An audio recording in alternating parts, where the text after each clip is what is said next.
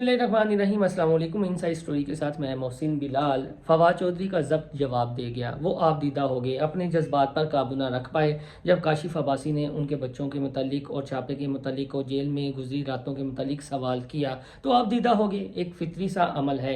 लेकिन जिस बात की यानी मैं निशानदेही करना चाह रहा हूँ वो ये है कि फवाद चौधरी की इस वीडियो को हमने कुछ शख्सियात की मिसालें देकर अपलोड किया, ख़ास तौर पर राना सनाउल्लाह और अल्लामा खादिम हुसैन रिजवी मरहूम के ज़ब्त के हवाले से कि राना सनाउल्लाह का ज़ब्त ना टूटा जब उनको कैंप जेल में की काल कोठरी में रखा गया और बताया जाता है कि जिस कमरे में उन्हें रखा गया जेल में वो तंदूर के साथ वाला कमरा था और शदीद गर्मी थी। और इस चीज़ के हम ऐनी शाहिद हैं कि राना सनाउल्लाह की मिसिस जब उनसे मिलकर बाहर आई में बताया गया कि राना सनाउल्लाह ने अपनी अहलिया को ये कहा था कि तुम कैमरे के सामने जाते हुए तुमने अपना ज़ब्त तोड़ा। तो हमने ये देखा कि राना सनाउल्लाह का भी ज़ब्त उसी तरह रहा, उनकी बेगम ने भी उसी तरह हौसले का मुजाहरा किया। लेकिन कमाल है अल्लामा खादिम हुसैन रिजवी के ज़ब्त को कि जितना ओजे कमाल पर उन्होंने अपने ज़ब्त को पहुंचाया, जिस तरह उन्हें उठाया गया चेरिंग क्रॉस से, पहले उससे कबल गवर्नर हाउस के सामने से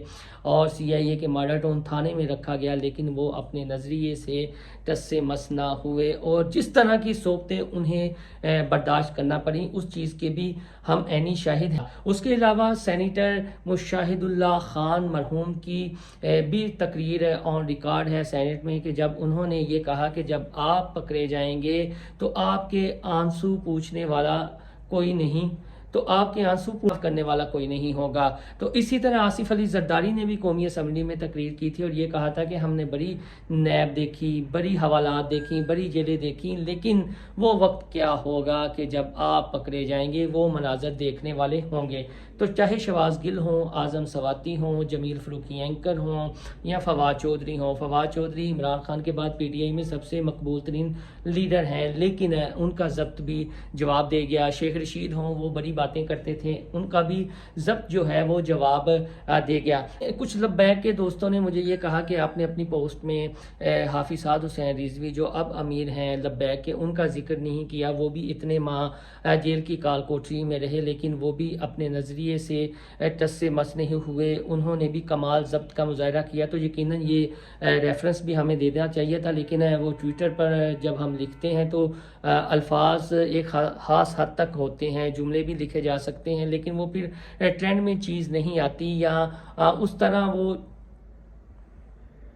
लेकिन ट्विटर पर जब हम लिखते हैं कुछ तो आपको पता है कि चंद अल्फाज ही की इजाज़त होती है, उसके बाद जो है उन्हीं अल्फाज में हमने अपनी बात ख़त्म करना होती है, मुद्दा बयान करना होता है। तो इसमें मेरी लॉजिक ये है कि जब अल्लामा खादिम हुसैन रिजवी मरहूम का जिक्र कर दिया तो फिर हाफिज़ साद हुसैन रिजवी के ज़ब्त का जिक्र करना मुनासिब मैंने नहीं समझा। गो के ये इसमें कोई शक नहीं है कि उन्होंने भी जेल की सोबतें बर्दाश्त की। जो ज़ब्त कर गया, जो बर्दाश्त कर गया, वही हीरो कहलाता है।